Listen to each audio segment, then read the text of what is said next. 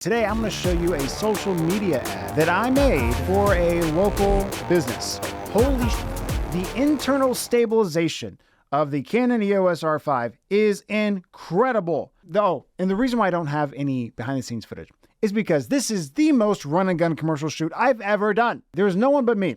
It was just me because of the way this was. I had to ride the bike with him through the whole tour, all 15 miles, my backpack and camera bag and Ronin trying to get the shot. So, and then each time I had to stop, unpack the camera, get it all out and try to put it on the Ronin, rebalance it because it's never right after you jiggle it around a bunch. And so it was fun. At first, I did set the expectation with the client saying, listen, it's going to take some time, more time than normal, because we're going to have to do some things over again. I'm going to have you guys do some stuff for camera. Maybe have to do a couple takes, blah, blah, blah. And he's like, oh yeah, great. I got all day. I'm like, perfect. Sounds good. And then we did do a few things at the beginning that we actually didn't even end up using. Some handshakes, some highs, some hellos, some whatevers. It was just, we didn't have enough time and it was just kind of boring. About midway through, I was told that we're actually trying to beat the clock of the sun. We're trying to get to the last location by sundown. And I did not know that. So then everything started speeding up and you're literally going and running and gunning and like having the backpack, take it off, do the whole thing. Every time, get on the bike. Here I go again. Take off the backpack, open it up, take the camera out, put the lens, do the stabilizer, shoot, get a shot. Think about what the actual commercial is going to look like and then get it, do it, stop, do this, do that. 5 minutes, done, break it down, put it in your bag, put it on.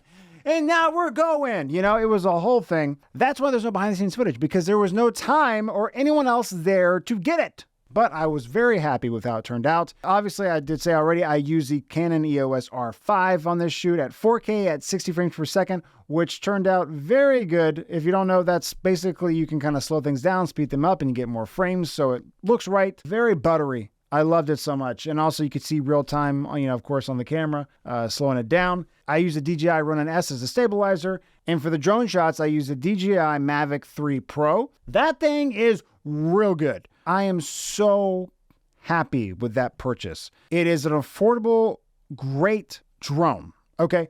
This drone, I put it through the ringer. And also it folds up real small. It's technically underneath the weight limit to be FAA licensed. And it just looked fantastic. Comparatively to one that's really expensive or 2 or 3 times the cost of it, it's hard to tell to the untrained eye. It looks really good. For a lot of my other videos, not this one particularly, but I can turn the camera vertically and get that vertical shot in camera, which is amazing. I actually, on one of these shots, I had so little time that I literally got off the bike. I undo my stuff. I realized I only got time for one shot. It's going to be the drone shot. This is at the Toronto Blue Jays off-season stadium. I knew I had to get this shot because it was, cool shot. And I'm in such a rush. I literally get it out, turn it on, going. I toss it up in the air and I'm not looking because I'm in a rush because we're trying to beat the clock. And I hit the telephone line hard. Okay. It goes, and luckily it caught itself. I didn't do it. It hit it, fell, caught itself in the air.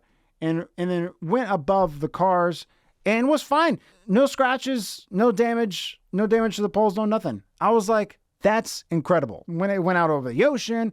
And actually, this was the first shoot where I shot with the drone with actors and for a scene. It took a lot longer than I thought it would because I was in a very crowded area, a lot of trees. They were far away. Took about 20 minutes to get the first one. I realized I was doing everything wrong and I had them come closer. And so I get this shot because I had this, vision of like them coming down and kind of like the flying V. I thought it'd be cool and it ended up being pretty cool. The last thing that I used on this shoot was the GoPro. It is the GoPro Hero 11 Black. Great camera. I did not have the settings right for this. I was able to mount it on the bike that I was using and get a few shots, but it wasn't on the right settings. I didn't know I could change the settings as detailed as after, seeing the footage. I did some tutorials like I should have done beforehand and found out that one of the things was that these GoPros, they kind of blow things out sometimes, cranking that ISO way up when it's really bright outside. So you can go in there and set the limit so it doesn't do that to like 200 ISO, a couple other things in there. So I recommend do a tutorial on the GoPro before you actually go and use it for a shoot. I thought I'd just, plug and play play, turn it on. Okay, I know the basic settings of what I want, but the actual internal stuff you can change. I wish I knew that beforehand, but I was able to color correct it and do some, fine tuning with the actual lighting to make it look somewhat usable on some of these shots. Overall, great experience. I'm very happy with how it turned out, and it's a great company. Very cool. A lot of things I've never seen before. Fun time, great thing to do with the family or friends or whatever. So if you're ever in Dunedin, check them out, Dunedin Bike Tours. And you can go around and end up at a bar at the end. That's where we were. We ended up at a bar to have a drink at sunset. So it's pretty cool. And I had a pretty great time. You might also notice that the brunette in the video is my girlfriend. So yes, that is her. All right, enjoy.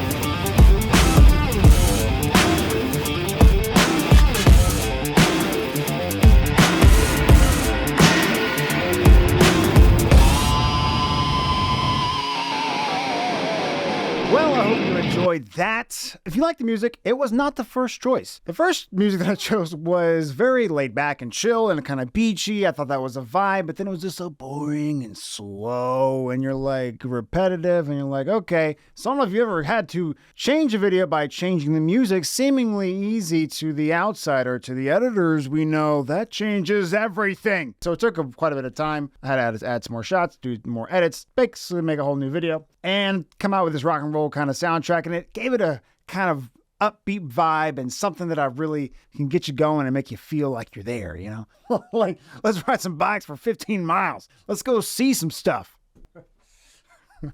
Thanks so much for watching. My name is Dan Catherine. Subscribe, and I'll see you on the next one.